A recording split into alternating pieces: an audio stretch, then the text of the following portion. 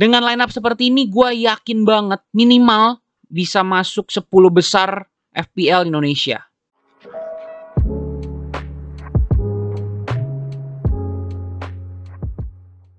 Halo teman-teman, balik lagi bareng gue di OB Channel gitu ya. Di video kali ini spesial, gue baru aja kelar ngotak-ngatik dan menata ulang FPL gue untuk mengarungi season 2023-2024. Dan di sini gue mau bahas satu persatu pilihan-pilihan gue dan kenapa atau alasan kenapa gue memilih pemain-pemain tersebut. Nah, kalian juga boleh deh gue kasih nyontek gitu ya line up terbaik sepanjang masa yang gue jamin minimal bisa masuk 10 besar ranking FPL Indonesia. Sebelum mulai, gue minta tolong dulu dong sama kalian untuk like dan juga subscribe channel gue supaya ya bisa semakin semangat aja gue ke depannya buat bikin konten di sini gitu loh. Oke, kita langsung ke videonya. Jadi tadi siang nih gue ngebut gitu ya, gue ngebut bikin line up FPL terbaik gue gitu ya, karena gue baru sadar ternyata FPL udah mulai besok pagi nih, dini hari, antara Burnley ngelawan Manchester City. Jadi videonya diambil pada tanggal 11 Agustus 2023 dan City bakal main tanggal 12 subuh besok pagi. Oke, walaupun videonya diupload setelah City memainkan pertandingan pertamanya, tapi nggak apa-apa gitu ya. Minimal masih ada 9 pertandingan lain yang akan dipertandingkan esok hari gitu ya, yang bisa kalian contek juga lah, intip-intip dikit. Oke, yang pertama dari kipernya dulu. Kipernya ini gue pakai 2, ya pasti 2 gitu ya. Tapi yang utama untuk matchday pertama, gue bakal pasang Onana, kiper barunya United.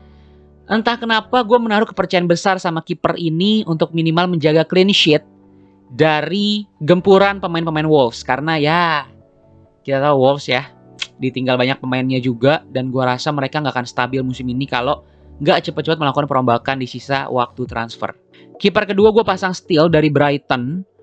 Karena gue merasa kiper ini tampil cukup baik musim lalu menjaga gawang Brighton. Dan sudah diplot sebagai kiper utama musim lalu gitu, menggantikan Sanchez yang sekarang udah pindah ke Chelsea.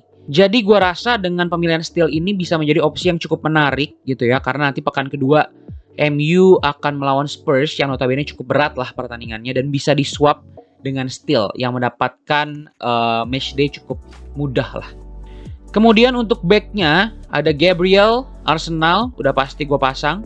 Chilwell di sini karena gue merasa Chilwell ini merupakan back yang cukup ofensif, jadi bisa ada harapan memberikan poin bagi gue. Walaupun untuk clean sheet bagi Chelsea mungkin agak susah, minimal untuk mencetak gol atau assist. Kemudian Estupiñán, ini juga gue mengandalkan sisi ofensifnya dia. Dan satu lagi itulah Udoginya Spurs. Walaupun memang di pramusim kemarin Udogi nggak begitu kelihatan, tapi menurut gue pemain ini punya prospek yang jauh lebih baik dibandingkan fullback Spurs yang lain. Kemudian untuk 5 gelandangnya gitu ya, gue pasang Martinelli, Bruno Fernandes, Maddison, Saka, dan juga Eze. Eze ini gue rasa menjadi pemain yang cukup baik untuk mengisi slot terakhir di posisi gelandang. Untuk mengisi sisa uang 5 miliar, 5 jutanya maksud gue, 5 juta yang tersisa, gue rasa Eze pilihan yang paling cocok. 5 atau 6 juta gitu ya, gue lupa juga. Kemudian Saka jelas, gue pasti pasang Saka walaupun gue fans Spurs, gue harus realistis kalau main FPL. Maddison sebenarnya gue incer waktu bermainnya dia. Karena memang kedatangan Maddison ini sudah dipastikan membuat dia mendapatkan tempat utama dalam pola permainan atau taktikalnya Ange Postecoglou. Bruno Fernandes jelas gue pasti pasang. Dan Martinelli ini gue juga ngincer menit bermainnya sebenarnya. Oh iya, untuk backnya terakhir itu ada Botman ya. Botmannya Newcastle. Ini gue juga untuk pelengkap squad aja. Dan gue rasa dia cukup solid gitu untuk mengisi match-match kosong ketika pemain-pemain utama gue rasanya agak ragu untuk dimainkan.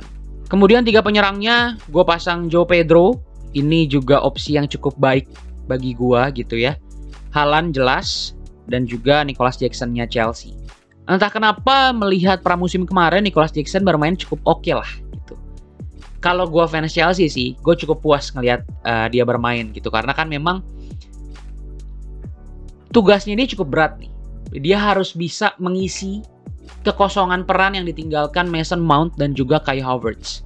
Dan ini dia line up line up 11 pertamanya atau starting 11-nya. Gue dengan formasi 3-5-2 memasang duet Haaland dan juga Joao Pedro di depan. Martinelli, Fernandes, Maddison, Saka, Eze, semua gelandang gue pasang. Dan gue menurunkan Gabriel, Chilwell, Estupiñán dan mengistirahatkan Botman. Serta kiper gue akan pasang Andre Onana terlebih dahulu karena mengingat lawannya Wolves.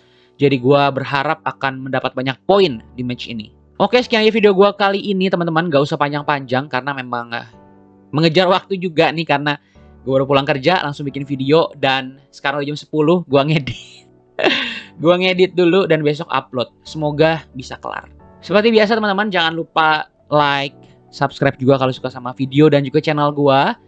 Ya setidaknya satu subscribe dari kalian pasti bikin gue makin semangat buat bikin konten.